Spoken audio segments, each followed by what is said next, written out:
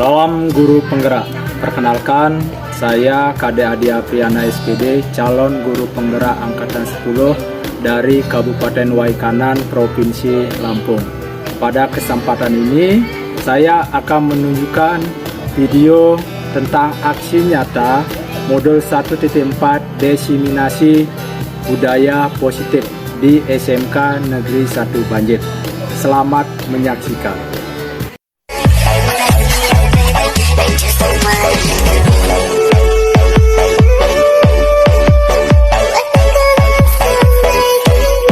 Selamat pagi. Oke, terima kasih kepada Bapak Ibu guru di SMK Negeri 1 Banjir. Yang pertama yang saya hormati Kepala SMK Negeri 1 Banjir Bapak Sugeng Kurniawan. Yang saya hormati manajemen sekolah yang sempat hadir pada pagi hari ini, dan tentunya yang saya hormati dan banggakan Bapak Ibu guru hebat di SMK Negeri 1 Banjir. Izin memperkenalkan diri, ya. Saya Kade Adi Apriana SPD, calon guru penggerak angkatan 10 di Kabupaten Waikanan, Provinsi Lampung, ya, yang mana sedang mengikuti pendidikan calon guru penggerak. Pada kesempatan pagi hari yang cerah ini, izinkan saya memaparkan budaya positif, ya, aksi nyata diseminasi budaya positif di sekolah kita, tentunya di SMK Negeri 1 Banjir. Next, Oke, sebelum lanjut, ya, karena pada pagi hari ini adalah temanya tentang budaya positif, mohon kita pancarkan aura positif dulu, ya, Bapak Ibu, ya. Mohon izin untuk berdiri, Bapak Ibu, ya, mohon berdiri. Oke, cari pasangannya masing-masing, ya. Ya, cari pasangannya masing-masing, berpasangan. Kalau tidak ada, boleh bertiga, boleh, artinya. Sesuai dengan tema pada pagi hari ini, yaitu tentang budaya positif, kita pancarkan dulu aura-aura positif pada pagi hari ini, ya. Permainannya, ya, yuk senyum 30 detik, gitu ya. Tetapi saling berhadapan, tatap muka teman-teman, ya. Oke. Senyum, ya, tadi saya. Senyum 30 detik, boleh sambil dikeluarkan giginya, ya. Oke. Siap? Oke. Dimulai dari sekarang. Iya, ditatap, ya, ditatap matanya Bapak Ibu, iya, ditatap. Moga, jadi silakan harapan, ya, ditatap matanya saling berhadapan, iya.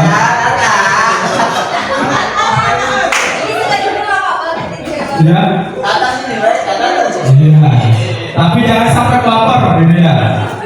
Oke, sudah senyum, senyum yang lebar, senyum. Oke, terima kasih, tepuk tangan dulu buat kita semua. Terima kasih Bapak Ibu. Sebelum kita lanjut ke budaya positif, kita buat kesepakatan forum diseminasi pada diskusi kali ini, ya. Di sini ada pemantik. Yang pertama, menghargai pendapat siapapun, ya. Yang kedua, menjadi pendengar yang baik, gitu. Jadi yang pertama, menghargai pendapat siapapun, artinya siapapun yang berbicara kita harus mendengarkan dulu baik. Siapapun yang berpendapat kita harus menghargai, gitu ya. Boleh Bapak Ibu menambahkan, ya, kesepakatan pada forum diskusi pada pagi hari ini. Betul.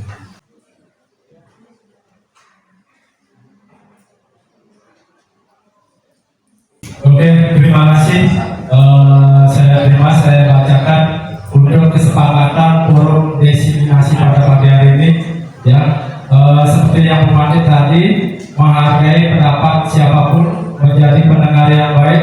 Di sini adalah tertib, pelan tapi pasti, menjaga kebersihan, santai tapi berisi. Ya. Pendapat anggota forum didengar dengan baik, oke. Datang tepat waktu, oke. Selain itu datang tepat waktu, ada pulang tepat waktu juga, oke. Di sini saya minta waktunya cuma kurang lebih 1 jam, Bapak Ibu ya. Ayo semangat belajar, ya. Terima kasih. Bekerja sama, menghindari perdebatan, kerjasama yang baik. Angkat ya Bapak Ibu ya. Sepakat Bapak Ibu? Oke, terima kasih. Next. Oke. Untuk yang pertama, ya, Bapak Ibu guru yang baik harus memiliki kemampuan dalam mewujudkan budaya positif di sekolah. Ya.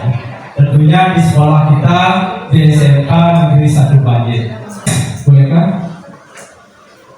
Oke, sebelum lanjut ke budaya positif yang keenam tersebut, di sini saya sudah mengikuti pendidikan kurang lebih 2 bulan bersama teman-teman di Kabupaten Waikana. Di SMK juga ada 6 calon guru penggerak angkatan 10. Ya, di sini modul 1 yaitu tentang filosofi pemikiran KHD.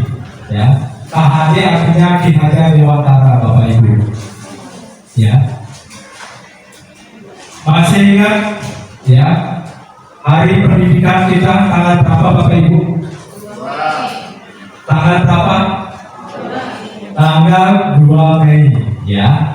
Jadi betul, tanggal 2 Mei. Bapak Ki Hajar Dewantara adalah salah satu filosofis pendidikan yang ada di Indonesia. Ya, beliau ada yang kita kenal semboyannya, ada 3 semboyan Bapak Ibu.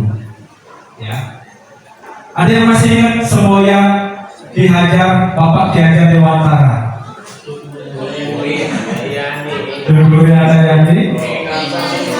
Ya, dari pertama dulu ya, I Ngasuh Sutodo, Milik Madio, Mahmud Pasuk, dan yang terakhir adalah Durhuri Hatalyani, Bapak Ibu. Ya, jadi Ing Asul Sundul Lada artinya di depan memberikan contoh. Ya, Ing Madio, Mahmud Pasuk di tengah membangun motivasi, dan yang terakhir Durhuri Hatalyani adalah di belakang kita memberikan dorongan. Seperti ibarat ya, kita sekolah itu ibarat lahan Bapak Ibu, lahan atau tanah. Murid itu adalah ibaratkan benih, sedangkan guru itu adalah ibaratkan sebagai petani. Jadi guru itu menuntut tumbuhnya benih ya, dengan merawat sesuai perkembangannya ya, sesuai dengan kodrat alam dan kodrat zaman gitu ya. Mungkin Bapak Ibu perkembangan zamannya yang dulu dengan yang sekarang berbeda, jadi kita harus menyesuaikan kodratnya gitu ya. Lanjut Bunda. Yang kedua ada nilai dan peran guru penggerak ya. Untuk nilai, di sini ada nilai guru penggerak yaitu mandiri, reflektif, inovatif, kolaboratif, dan berpihak pada murid. Mungkin dari kelima tersebut mohon izin untuk menyampaikan pendapatnya apa sih dari nilai-nilai yang terkandung dalam guru tersebut. Ya, ada mandiri, reflektif, inovatif, kolaboratif, dan berpihak pada murid. Satu saja ya pengetahuan dari Bapak Ibu. Iya. Mungkin izin yang mau menyampaikan pendapatnya pembagian dari kelima salah satu saja. Ya. Terima kasih Pak Tabto. Nilai-nilai praktis. Jadi guru tidak selalu benar. Artinya bahwa guru itu sendiri juga harus tetap belajar. Banyak menggali informasi, banyak merenungkan metodenya yang sudah dilakukan, kemudian juga mengetahui lebih banyak tentang kondisi siswanya, kayak apa yang dilakukan dan tercapai maupun refleksi. Kalau guru hanya asal jalan, merasa bahwa sudah pintar, sudah punya banyak hal yang dibagikan, belum tentu bahwa itu sudah tepat. Bisa jadi bahwa pengetahuan yang dibagikan adalah pengetahuan yang sudah basi. Jadi tidak mungkin seorang ibu, seorang orang tua memberikan makanan atau susu yang basi pada anaknya. Maka yang terjadi adalah keracunan. Dan dunia pendidikan juga sering terjadi bahwa anak secara pengetahuan mengalami keracunan. Karena apa? Guru tidak melakukan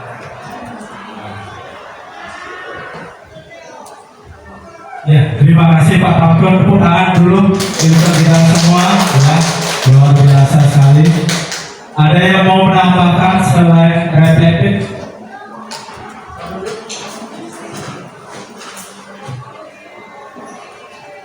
Ada, Bapak Ibu? Cukup? Oke. Jadi nilai benar yang dikatakan oleh Pak Tabto, yaitu reflektif kita mau menerima masukan dari pendapat orang lain, ya, untuk membangun, ya, membangun perubahan kita agar menjadi yang lebih baik. Yang mandiri, Bapak Ibu, kita harus mempunyai jiwa mandiri, artinya mau membangun motivasi dalam diri sendiri, ya. Inovatif, ya. Kita sebagai guru harus memunculkan ide-ide, gagasan, ya, tidak lain dan tidak bukan hanya untuk kemajuan pendidikan di Indonesia. Kolaboratif artinya bekerja sama, membangun kerjasama yang positif dengan warga sekolah, baik itu orang tua, baik itu dengan komite sekolah, baik itu dengan rekan sejawat, dan tentunya dengan manajemen sekolah, termasuk kepala sekolah. Yang terakhir yaitu berpihak pada murid. Artinya kita sebagai guru jangan sampai ada istilah teacher center, ya, hanya guru saja, ya, ngomongnya di depan hanya guru saja yang menjadi aktornya. Di sini diharapkan agar siswa itu berpihak pada siswa. Artinya atau bahasa kerennya adalah student center, gitu Bapak Ibu. Selain nilai ada peran, ya. Yang pertama menjadi pemimpin pembelajaran. Yang kedua menjadi coach bagi guru orang lain, bagi guru lain, maaf. Yang ketiga mendorong kolaborasi, mewujudkan kepemimpinan murid. Dan yang terakhir menggerakkan komunitas praktisi. Lanjut,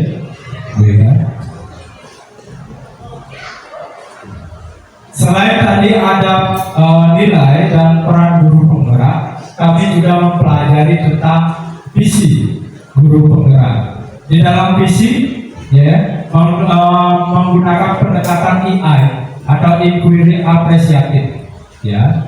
Di sini pendekatan yang dimulai dengan mengidentifikasi hal baik yang telah ada di sekolah, mencari cara bagaimana hal tersebut dapat dipertahankan, dan memunculkan strategi untuk mewujudkan perubahan ke arah yang lebih baik. Kemarin kami dari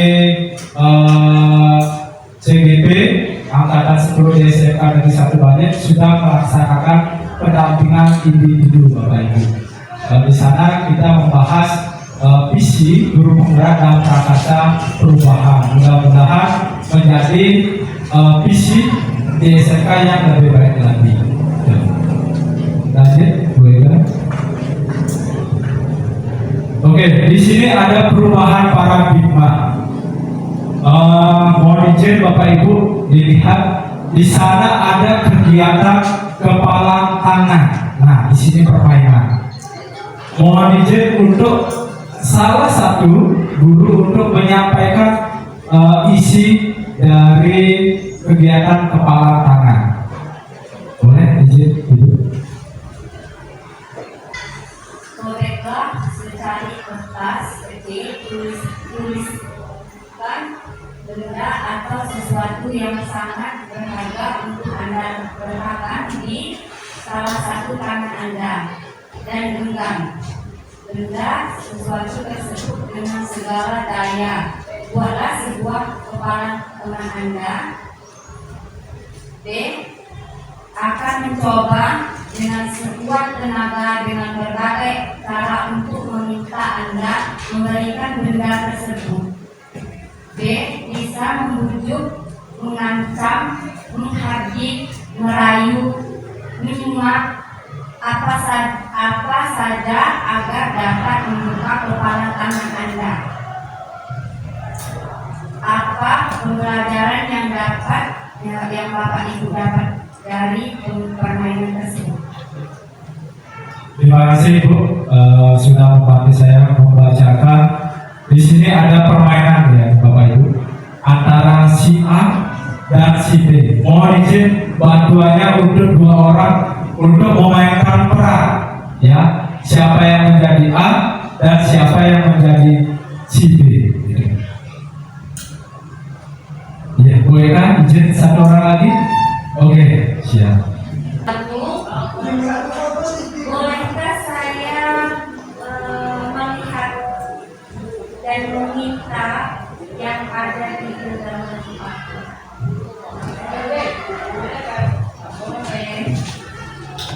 Kenapa? Soalnya ini rahasia. Saya tuker deh dengan logam mulia 10 gram.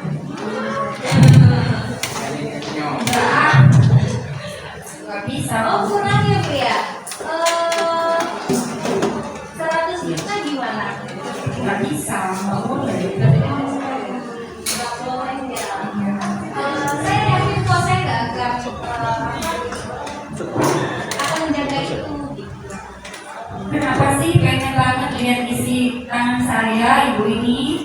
Karena saya penasaran dan ingin juga memiliki apa yang ada di genggaman Ibu. Bisa penasaran banget? Iya, maka Ibu juga bersikeras tidak ingin memperlihatkan. Jadi saya semakin penasaran. Gimana kalau ada isinya? Tidak apa-apa, makanya saya tawarkan, bolehkah saya melihat apa yang ada di genggamannya Bu Abu? Tetap tidak boleh. Oke, Pak Jadi, tadi logam mulia 10 gram tidak diterima, 100 juga tidak diterima, dan rayuan-rayuan yang sudah saya lontarkan juga tidak diterima. Artinya itu memang suatu rahasia atau yang tidak bisa diberikan kepada orang lain, seperti itu. Mohon maaf ya Bu ya. Ya Bu. Oke, terima kasih pada Bu Agung, Bu Eka. Kasih terus dulu untuk ibu-ibu yang kece ini ya. Habis ini jangan selain ya. Nanti habis ini berantem ya dari cucu. Oke. Jadi luar biasa sekali ya peran dari Bu Agung, Bu Eka memerankan si A dan si B. Untuk pertanyaannya Bapak Ibu, apa pembelajaran yang Bapak Ibu dapat dari permainan tersebut? Ya, tadi sudah diperankan oleh Bu Agung ya peran si A dan Bu Eka sebagai peran si B. Jadi dapat kita kesimpulan apa pembelajaran yang dapat kita ambil Bapak Ibu? Mungkin ada dari teman-teman bisa mengutarakan, menyampaikan pembelajaran pada peran si A dan si B. Gitu. Ada Bapak Ibu? Ya, Pak Setiadi.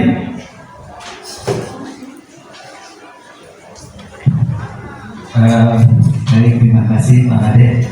Tadi seru banget Pak ya. Udah kayak pemain film drakor sama Melebihi malah. lebih nanti ini bisa dihubungi sutradaranya Pak. Siap. Baik Pak Ade, saya mencoba menjawab apa pembelajaran yang kita dapat dari Mbak Eka, percakapan Mbak Eka sama Bu Agung tadi. Kalau menurut saya Pak Ade, Bu Agung tadi kan dia mempertahankan apa yang dia pegang. Nah jadi menurut saya segala sesuatu itu, segala tindakan kita itu berasal dari dalam diri kita. Jadi tadi Mbak Eka dengan segala upaya yang merayu dengan emas mau dikasih apa aja, Bu Agung kalau niat nggak ngasih tetap nggak ngasih. Jadi intinya menurut saya segala sesuatu itu dilakukan dari dalam diri kita masing-masing. Jadi seperti itu Pak Eka menurut saya. Ya, terima kasih Pak Setiadi, luar biasa sekali. Kita kasih plus dulu untuk kita semua. Ya, jadi next Bu Eka. Ya, jadi dapat ditarik kesimpulan Bapak Ibu sekalian. Ya, yang hanya bisa mengontrol diri itu adalah kita sendiri Bapak Ibu. Ya, tidak ada orang lain yang bisa mengontrol diri. Yang kedua, kita berusaha memahami pandangan orang lain, ya, tentang dunia. Jadi jangan sampai kita mencoba mengubah agar berpandangan sama dengan kita, ya. Kalau misalkan itu udah prinsip Ibu Agung, kita tidak bisa mengubah pandangan dari Ibu Agung, walaupun sebongkah berlian, ya. Walaupun seberapa berat emasnya tadi mereka 10 gram, ya, dalam bentuk brosur tapi itu, ya, tetap Ibu Agung tidak mau memberikan apa yang ada di kepala tangannya. Ya, lanjut mereka. Oke, untuk yang pertama, ya, Bu Pak Wayang, Suparwata boleh gabung Pak, ada Hidayah. Sini Pak, gabung. Oke. Lanjut, yang pertama yaitu tentang disiplin positif. Ya, dari kata disiplin positif, ada nggak bayangan Bapak Ibu dari penggalan kata tersebut? Apa sih disiplin itu menurut Bapak Ibu? Ya, boleh? Ada yang mau menyampaikan? Boleh Pak Oka?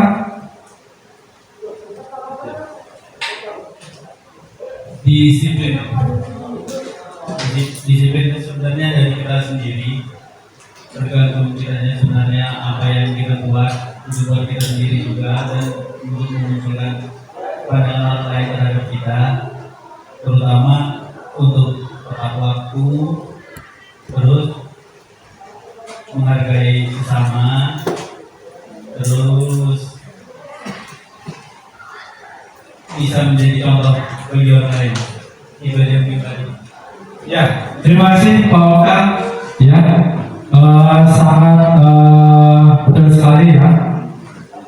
Disiplin positif, ya, adalah suatu cara penerapan disiplin yang mengajarkan anak bertanggung jawab, ya, dan menumbuhkan kesadaran diri berdasarkan nilai-nilai kebajikan.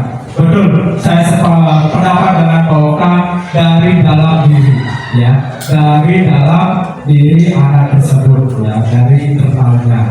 Di sini ada kata nilai-nilai kebajikan. Kita harus bisa menumbuhkan nilai-nilai kebajikan setiap peserta didik kita, Bapak Ibu.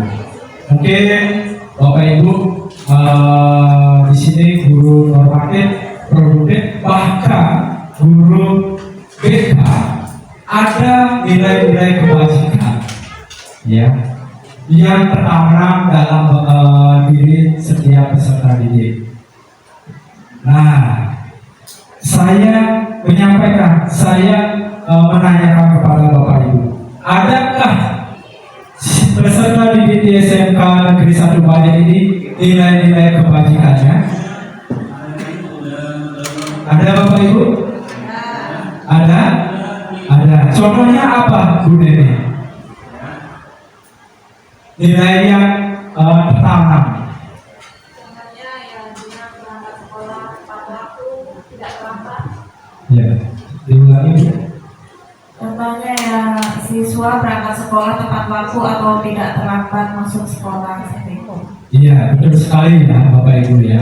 Artinya memiliki tanggung jawab yang besar ya. Artinya datang tepat waktu, pulang pun tepat waktu. Terus memiliki adab yang baik ya. Terus memiliki kreativitas yang tinggi gitu ya Bapak Ibu ya. Nilai-nilai kebajikan. Lanjut Bu Eka. Jadi menurut Dr.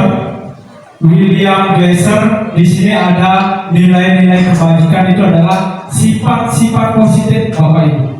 Jadi apapun yang sifat-sifat positif dari peserta didik kita itu adalah nilai-nilai kebajikan. Ya, tentunya yang bersifat universal, artinya bersifat luas, gitu. Monggo Bu Ida, Bu Sugi. Lanjut, Bu Ida. Oke, untuk disiplin positif, ya, kita tujuannya mengarahkan agar siswa itu dapat mengontrol diri Bapak Ibu dalam melakukan segala tindakan. Misalkan disiplin positif yang sering kita jumpai yaitu 5S ya. Masih ada yang ingat apa itu 5S? Salam, senyum, sapa, sopan, dan santun. Itu hal yang sederhana Bapak Ibu ya. Kita menumbuhkan budaya positif di peserta didik kita ya. Lanjut Bu Eka. Nah, selanjutnya di sini saya cerita sedikit. Di sini saya guru proyek penguatan program pelajar Pancasila atau P5 yang kita kenal di SMK Negeri 1 Banjar. Saya mengaku di kelas 10 TKRO ya. Di sini ada gambaran Bapak Ibu menanamkan budaya positif seperti yang tadi ada salam tadi saat saat mengawali dan mengakhiri pembelajaran. Di sini juga ada ya membuat proyek poster yaitu tentang anti bullying Bapak Ibu. Di sini saya memotivasi peserta didik itu bahwasanya tugas itu bukan paksaan ya. Membuat tugas itu bukan karena takut dihukum Bapak Ibu, bukan takut ya atau memberikan pujian dari guru, tetapi melainkan dari diri sendiri atau dalam internal gitu ya. Lanjut. Seperti yang kita ketahui Bapak Ibu ya, nilai-nilai kebajikan kita sangat banyak sekali. Tentunya ya di peserta didik kita seperti yang disampaikan oleh Bu Neni ya, dan guru-guru di SMK Negeri 1 Banjar. Tetapi dalam program pelajar Pancasila itu ada dirangkum menjadi 6 karakter Bapak Ibu. Yang pertama ada beriman dan bertakwa kepada Tuhan Yang Maha Esa, berakhlak mulia, mandiri, berkebinekaan global, bergotong royong, kreatif, dan berkala kritis gitu. Misalkan anak itu mau membantu temannya, itu masuk ke mana Bapak Ibu? Karakter yang mana? Gotong royong ya, betul sekali ya. Misalkan mau menampilkan ide-ide atau gagasannya, yang kreatif ya. Kalau bisa ya mau mempertahankan budaya kita ya, budaya bangsa Indonesia ya, termasuk yang kemana Bapak Ibu? Berkebinekaan global ya, tentunya dibarengi dengan beriman dan bertakwa kepada Tuhan Yang Maha Esa. Jadi sering kita kenal atau bahasanya yaitu adab dulu baru ilmu Bapak Ibu. Ya. Lanjut, boleh. Oke. Poin yang kedua yaitu tentang budaya positif kita, yaitu tentang motivasi perilaku manusia. Nah, jadi ada kata motivasi. Boleh izin menyampaikan Bapak Ibu, apa sih kata motivasi dalam Bapak Ibu, dalam pemikiran Bapak Ibu? Apa? Inspirasi, betul. Ada lagi Bapak Ibu? Ya mungkin Ibu bahasa Indonesia, Ibu Dina, iya.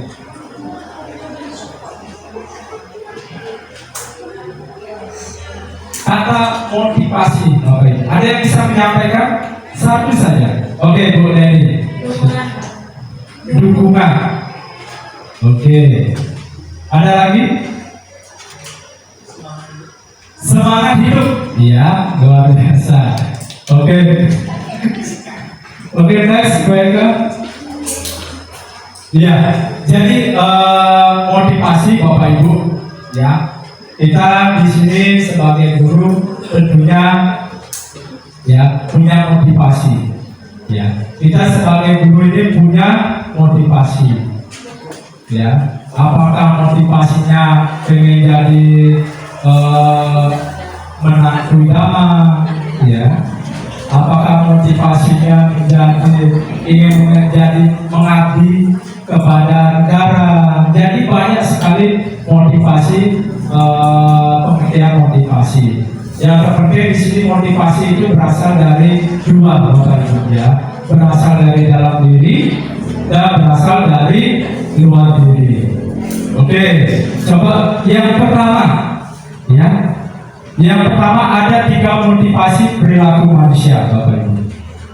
Yang pertama untuk menghindari ketidaknyamanan atau hukuman. Itu termasuk motivasi dalam diri atau dari luar diri, Bapak Ibu. Dari intern. Dari intern. Motivasinya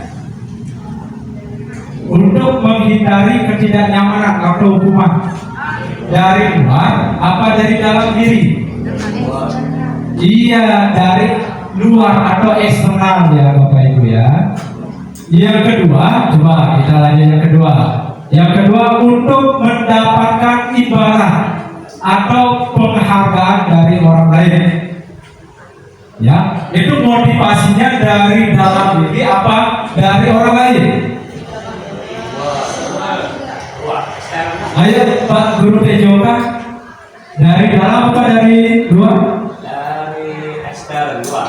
Dari ekstern atau dari luar ya. Sepakat? Sepakat ya. Iya betul. Kalau tidak dikasih imbalan dia Nggak mau ya. Berarti imbalan dari orang lain. Kalau tidak dari media, dia nggak mau belajar. Betul sekali. Pak. Oke, yang lain yang ketiga ya, untuk menjadi orang yang mereka inginkan dan menghargai dirinya sendiri dengan nilai yang mereka percaya. Berarti dia keyakinannya dari diri sendiri. Itu baru faktor dari dalam sendiri. Jadi yang baik dari dalam apa dari luar Bapak Ibu? Dari dalam. Dari dalam sendiri, ya, atau motivasi dari dalam diri. Jadi yang bagus itu Bapak Ibu, kita sebagai guru yang hebat, kita memotivasi anak peserta didik kita jangan sampai ya kita meminimalisir motivasinya dari luar, seperti kita memberikan imbalan atau memberikan penghargaan, apalagi bahkan hukuman, ya. Gitu. Di sini misalkan dari guru bahasa Inggris ya, di sini walaupun ya guru anak tersebut misalkan tidak bisa ya apa ibu menghafalkan kosakata ya verbal ya, ada verbal ya, kosakata verbal. Jadi jangan langsung dihukum, ya, jangan langsung dihukum. Oh, kamu tidak bisa bahasa Inggris, kamu tidak bisa matematika, pusat 20 kali. Ya, Bu Subia. Diminimalisir. Saya juga sering Bapak Ibu, tetapi mengurangi, ya, mengurangi hukuman untuk peserta didik. Nah, kalau memberikan penghargaan boleh tidak? Atau imbalan? Bisa, ya. Anak tersebut sering aktif nih ya, di dalam kelas. Kita selalu membanggakan, menjunjung tinggi peserta tersebut. Reward, ya. Kalau bahasa Busugi ya. Boleh tidak Bapak Ibu? Boleh? Boleh tidak? Tidak? Iya. Boleh? Boleh. Saya minta pendapatnya yang mengatakan boleh. Apa sih jika kita mengatakan boleh? Nanti yang tidak siapkan satu pendapatnya ya Bapak Ibu. Mungkin Ibu Bida boleh menyampaikan kenapa kita boleh memberikan reward atau penghargaan kepada peserta didik. Ibu. Selama ini saya kalau ada anak yang sedikit berprestasi ya di sekolah bisa menjawab atau di HP saya kasih seperti permen atau kasih coklat gitu untuk apa ya memberikan semangat apresiasi terhadap prestasi yang sudah dilakukan oleh anak tersebut. Oke, luar biasa, kita kasih plus dulu untuk kita, ya. Kita harus sesuai kesepakatan ya Bapak Ibu, saling menghargai pendapat. Kita semua sama. Pertentangan itu hal yang hal yang biasa. Ada yang boleh, tentunya ada yang kontra. Yang tidak ada Bapak Ibu. Oke. Selamat pagi. Kebetulan ini yang boleh ini sarjana hukum, yang tidak boleh juga sarjana hukum. Kenapa ketika seseorang itu atau siswa mendapatkan prestasi tidak boleh kita kasih reward? Dalam pendapat kami adalah ketika suatu saat dia tidak dapat reward, maka siswa itu akan down. Pengalaman mengatakan ketika anak kita mendapatkan prestasi kita puji, dia akan lupa diri. Ujung-ujungnya dia lupa diri, menganggap diri semua bisa dihargai. Ini yang terjadi terkadang. Nah, makanya reward bagi saya ya bukan tidak boleh sebenarnya, tapi kalau sedini mungkin jangan kasih. Motivasi itu cukuplah dari dalam diri, tidak usah kita kasih reward. Kenapa? Ketika kita kasih reward, dia akan menyembuhkan diri, keakuannya lebih tinggi, dan dia Ketika dia down, maka dia akan hilang kepercayaan diri, ujungnya bunuh diri. Oke, terima kasih. Ya, terima kasih, kita kasih close dulu untuk Pak Maruni. Ya, jadi untuk penghargaan atau imbalan Bapak Ibu, kita di sini saya juga baru tahu Bapak Ibu setelah mengikuti pendidikan di guru penggerak ini bahwasanya memberikan imbalan atau penghargaan itu sebenarnya tidak boleh. Coba bayangkan Bapak Ibu, pernah nggak berpikir Bapak Ibu perasaan anak-anak kita yang kita tidak diberikan penghargaan, perasaan anak-anak kita yang tidak diberikan sanjungan, anak-anak kita yang tidak diperhatikan oleh Bapak Ibu. Pernah nggak berpikir Bapak Ibu? Tentunya kalau kita di posisi seperti anak yang tersebut, tentunya kita ada trauma tersendiri Bapak Ibu.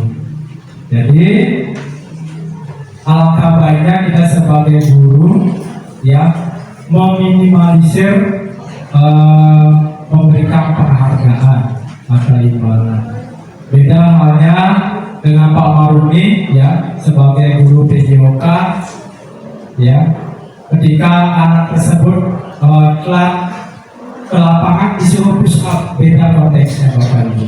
Karena tentunya tadi pasti ada kesepakatan ya, gitu ya Bapak Maruni ya. Ya. Oke, yang lebih baik berasal dari dalam diri, gitu yang memotivasi. Lanjut, bolehkah? Budaya positif selanjutnya yaitu keyakinan sekolah atau kelas. Ya, di sini tentunya saya yakin di sini ada Bapak Ibu wali kelas ya di kelas 10, 11 maupun 12 membuat kesepakatan atau keyakinan kelas. Ya, lanjut, bolehkah?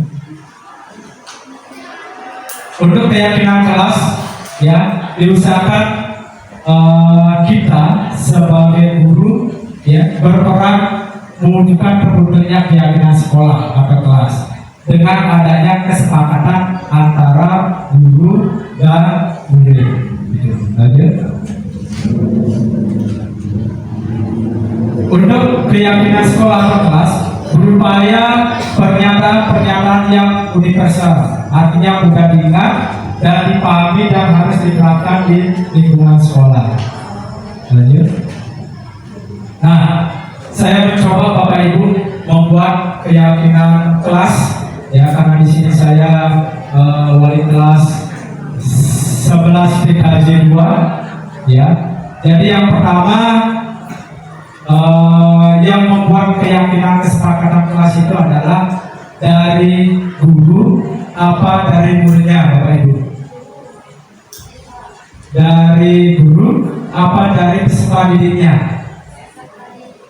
Warga. Dari Warga kelas. warga kelasnya. Dari peserta didiknya. Dari guru ada? Wali kelas membuat kesepakatan? Iya. Jadi yang lebih baik itu adalah dari peserta didiknya langsung, ya, yang memberikan, yang melakukan dalam keyakinan, ya, terutama di dalam kelasnya. Yang pasti, yang pertama bahasanya mudah dipahami dan dimengerti. Gitu.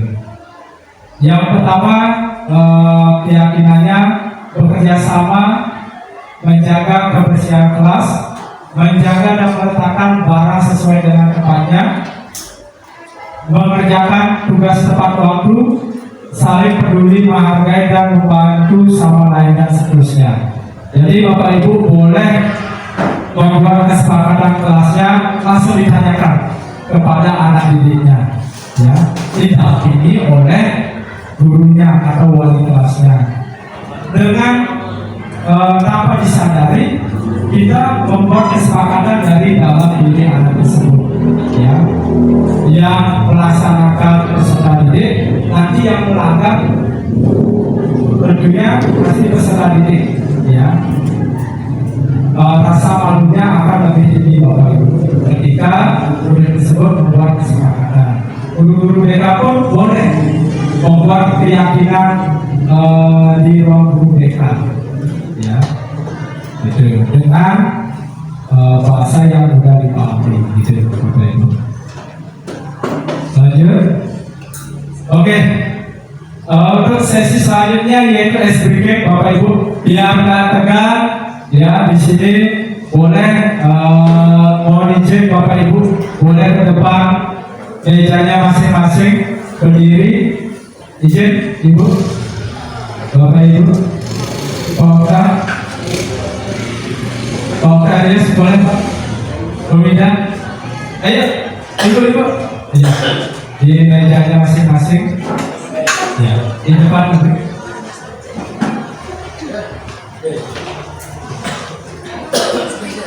Ya, Bu Sugi boleh, Bu Sugi.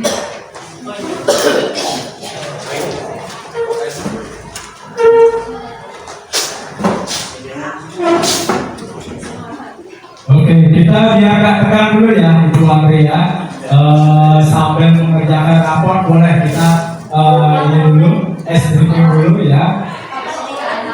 Boleh cari pasangannya, udah ada pasangannya Bapak Ibu? Ada pada Pak? Ada, boleh di sini Pak? Ibu di sini. Ya. Bu Agong boleh di sini Pak? Oke. Jadi SBK yang pertama yaitu ya ada dua kata, hitam dan hijau, gitu ya. Hitam dan hijau. Mungkin di sini saya bagi dua kelompok. Ini dari geng hitam.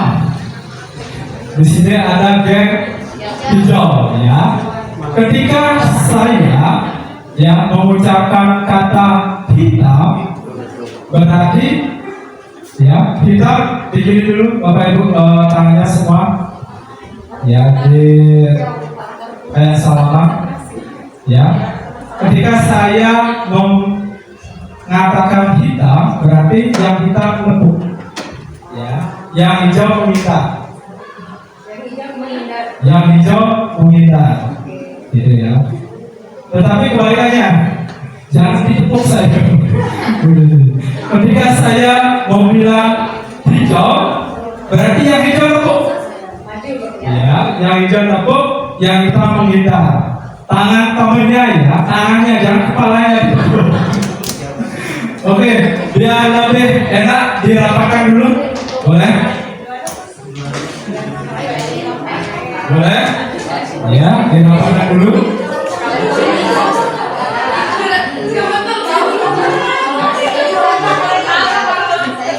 Oke, sudah?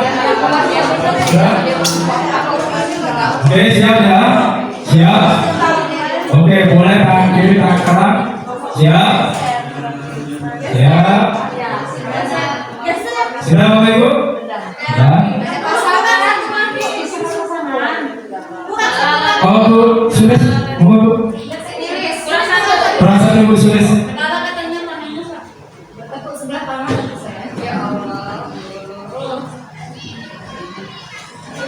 Oke ya, jangan dekat-dekat. Ya, jangan dekat-dekat. Tangannya ini lurus, lurus, lurus semua, lurus. Ya. Oke, dekat lagi, Bapak Ibu. Dekat, biar nyampe. Siap ya. Den hitam dan den hitam dan den hijau. Oke. Oke, siap. Hitam.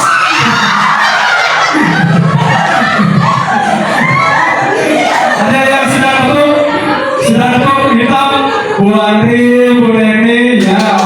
Sekali lagi ya Bapak Ibu ya, konsentrasi, fokus, oke. Satu lagi konsentrasi, siap, oke. Hijau.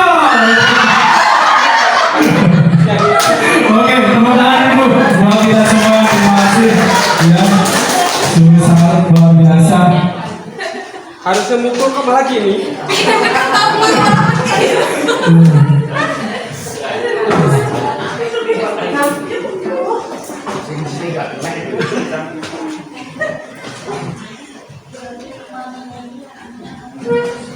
Oke, jangan pegang Bapak Ibu ya. Kita lanjut.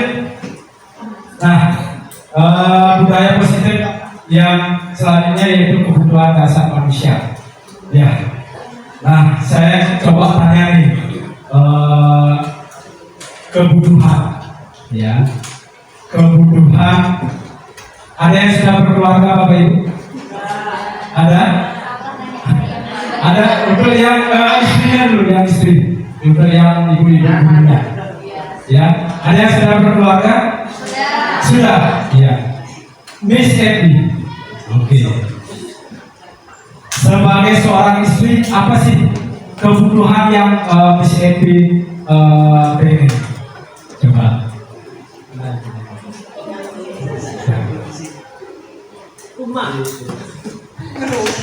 Iya, apa kebutuhannya Miss Epi sebagai seorang istri?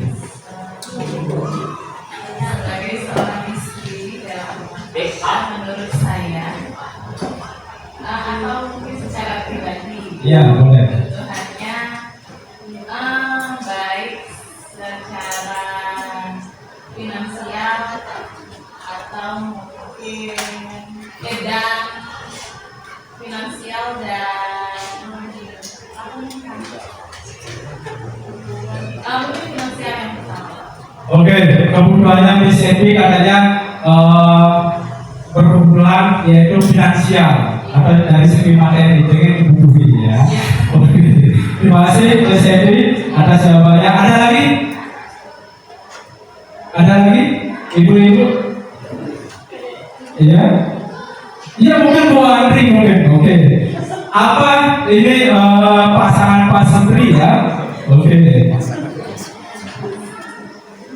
Apa yang dibutuhkan mumpung ada pasangannya? Ya Pak Kades Subawara di sampingnya yang selalu menemani. Oh tadi kan udah pihak istri, sekarang pihak suami. Pihak istri dulu. Ya. Oke, saya ingin dengar dari pihak istri dulu. Iya, coba Bu Andri, apa sih yang Ibu butuhkan sebagai seorang istri dari Bapak Kades Subawara? Ini salah satu teori Pak Kadek untuk mencari seorang istri. Yang pasti Pak, untuk kebutuhan itu pasti kebutuhan finansialnya. Kebutuhan Ya, finansial. jika finansialnya itu tidak terpenuhi, suatu rumah tangga pasti akan bermasalah. Finansial aja Bapak Ibu. Ini formal Paris bisa loh kasih dia finansial ya. Ada lagi? Kalau untuk pribadi mungkin kepercayaan dan kerjasama. Kepercayaan dan kerjasama. Oke, terima kasih Ibu Andri. Ya. Ada lagi satu orang lagi ya. Satu orang lagi boleh berbeda. Menambahkan sedikit, kalau finansial sudah tentu ya kita butuh semua sebagai ibu-ibu rumah tangga.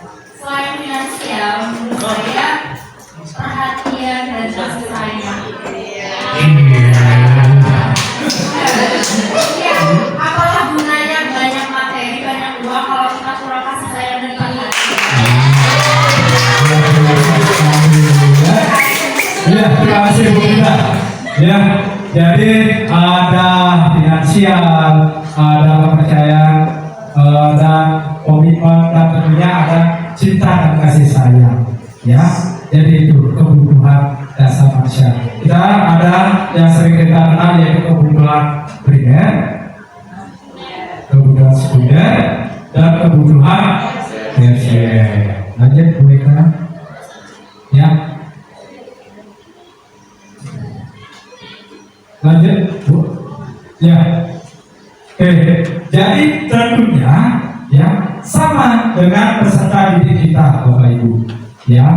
Contohnya tadi sudah saya ambil sampel ya, seorang istri harus memiliki kebutuhan cinta kasih dan kasih sayang, terus memiliki komitmen dan finansial. Di sini siswa juga memiliki kebutuhan Bapak Ibu. Yang pertama itu ada bertahan hidup kasih sayang. Ya, yang pertama ada bertahan hidup, yang kedua ada kasih sayang, yang ketiga ada rasa diterima, yang terakhir yaitu kebebasan. Gitu. Next, nah, di sini saya mengambil studi kasus Bapak Ibu. Seperti halnya kita contohnya Ibu Watri, ya. Ibu Watri ini adalah guru P5, ya, kelas 10 DDSM 3. Betul ya Bu Watri ya? Beliau sedang bingung menghadapi pula salah satu murid di kelasnya, si Tommy. Ya. Beberapa telah mengeluhkan si Tommy yang seringkali meminta bekal makan siang mereka dengan paksa. Berarti meminta bekal kepada teman-temannya, tetapi dengan cara dipaksa. Jika Anda menghadapi situasi seperti Ibu Watri, apa yang akan Anda lakukan? Ya, kira-kira apa alasan si Tommy itu melakukan hal tersebut? Gitu. Ya, mungkin dari kasus tersebut boleh menyampaikan Ibu, ya, Ibu Watri, ya,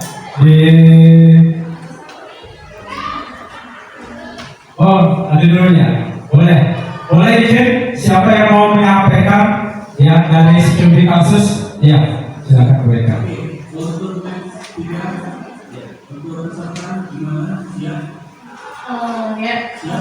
Saya melihat dari kasus ini ada beberapa alasan yang bisa kita analisis. Salah satunya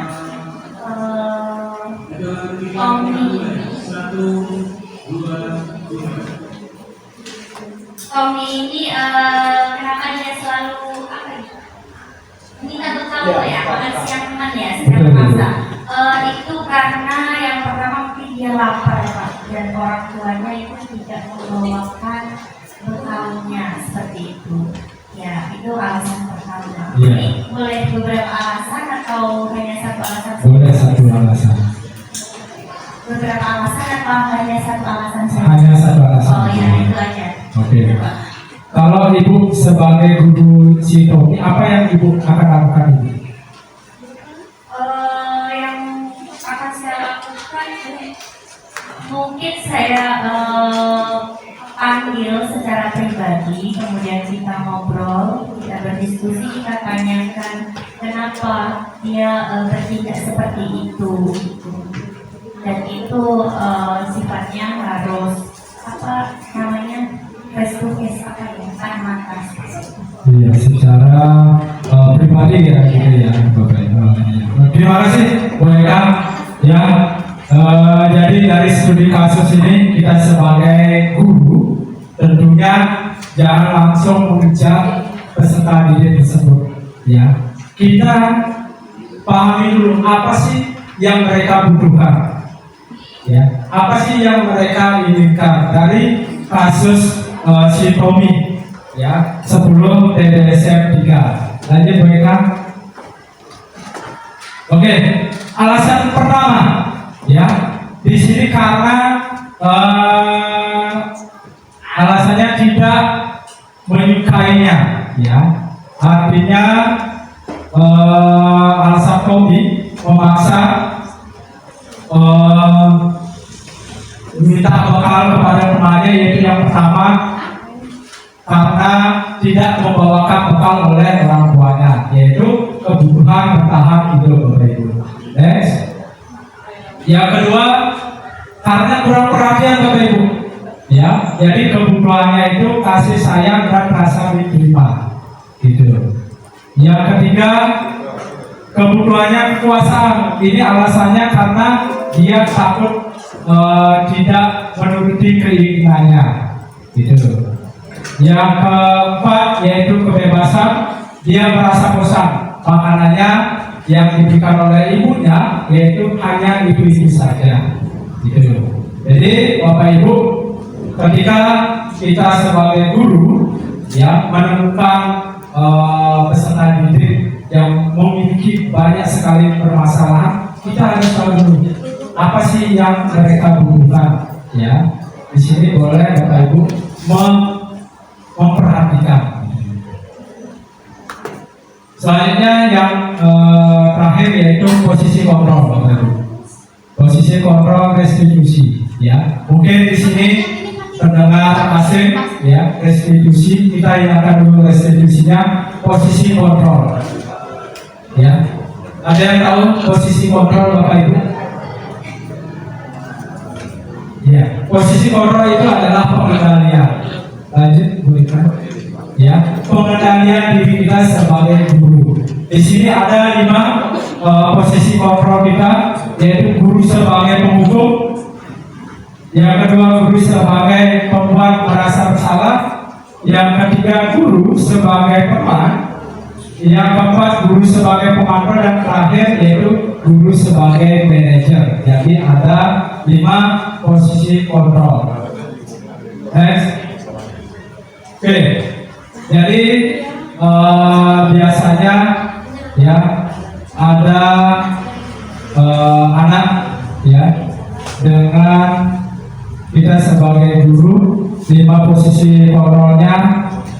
Kalau sebagai penghukum ya misal ya biasanya dalam posisi penghukum itu biasanya dia menghapus atau menunjuk atau langsung menyindir ya.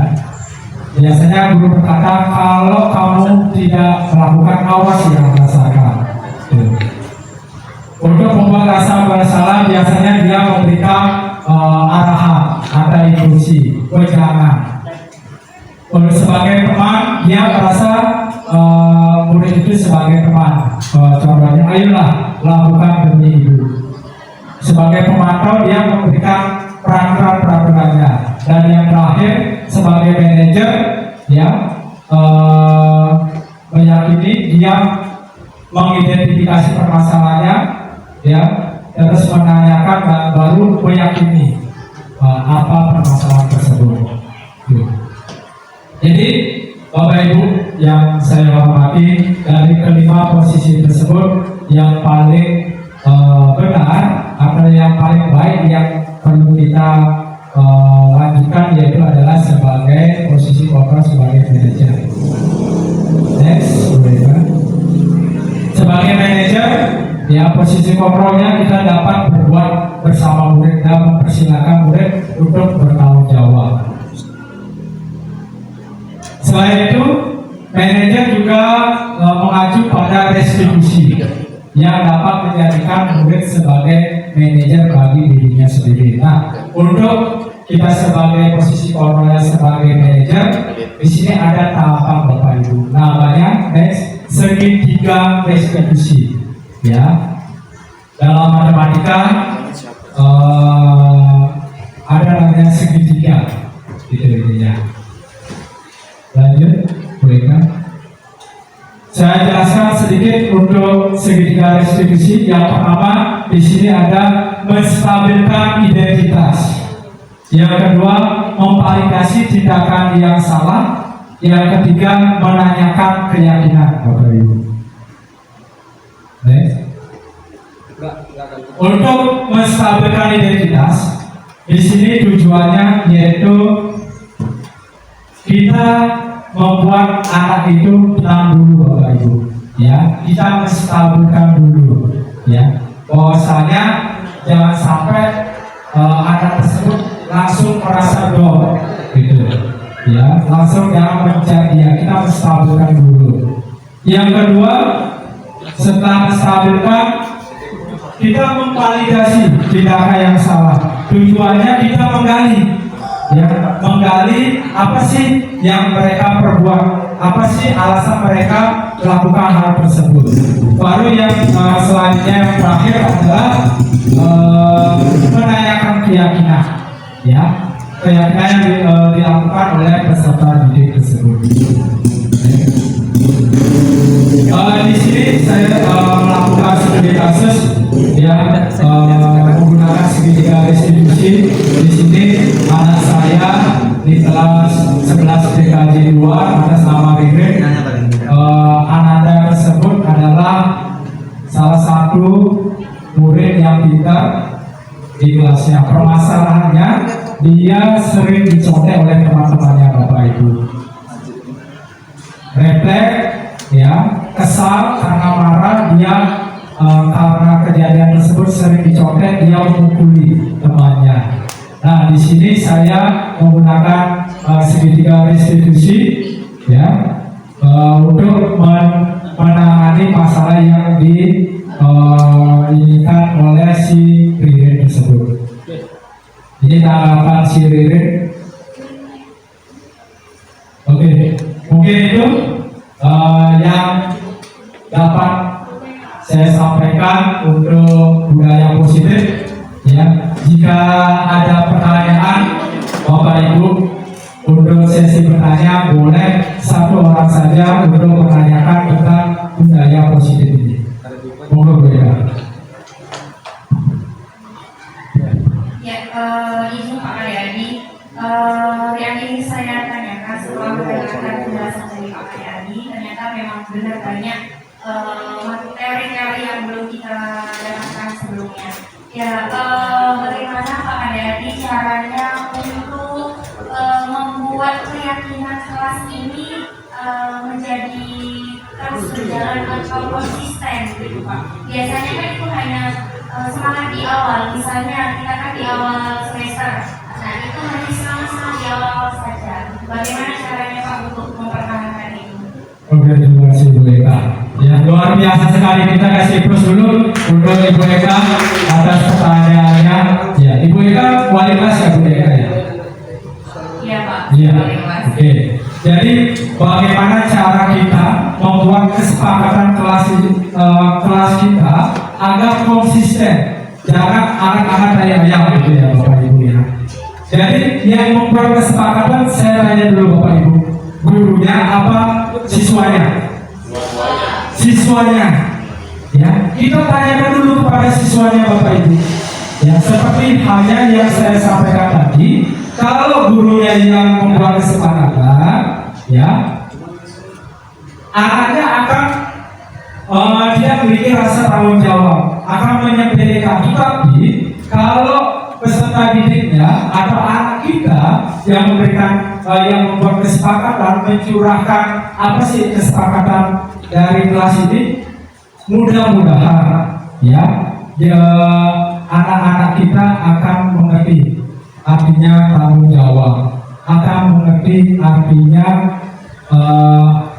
malu, ya, budaya malu terhadap apa kesepakatan yang sudah dibuat. Gitu.